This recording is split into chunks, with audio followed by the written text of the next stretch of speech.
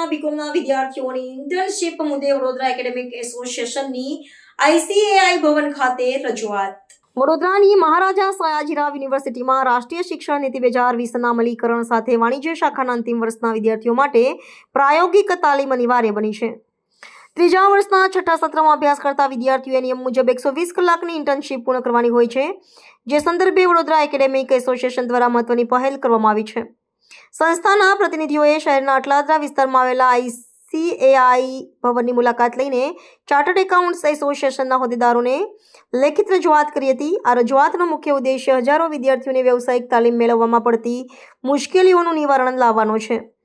એસોસિએશને જણાવ્યું હતું કે વાણિજ્ય શાખાના વિશાળ વિદ્યાર્થી સમુદાયને સચોટ માર્ગદર્શન અને તાલીમ માટે યોગ્ય મંચ મળી રહે તે જરૂરી છે। વડોદરાના પ્રતિષ્ઠિત ચાર્ટર્ડ એકાઉન્ટ્સ પોતાની પેઢીઓમાં વિદ્યાર્થીઓને તાલીમ માટે સ્થાન આપે તો શૈક્ષણિક જરૂરિયાત પૂર્ણ થવાની સાથે વિદ્યાર્થીઓને વ્યવહારુ જ્ઞાન પણ પ્રાપ્ત થશે।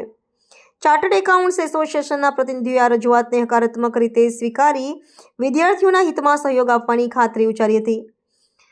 શિક્ષણ જગતના નિષ્ણાંતો માને છે કે શૈક્ષણિક સંસ્થાઓ અને વ્યાવસાયિક સંગઠનો વચ્ચેનો આવો સમન્વય નવી શિક્ષણ નીતિના આશયને સાર્થક કરશે। આગામી દિવસોમાં વિદ્યાર્થીઓને તાલીમ માટે વિવિધ પેટીઓ સાથે સંકળાવવાની પ્રક્રિયાઓ વધુ વેગ આપવામાં આવશે, જેથી નિર્ધારિત સમય મર્યાદામાં વિદ્યાર્થીઓ પોતાની તાલીમ પૂર્ણ કરી શકે।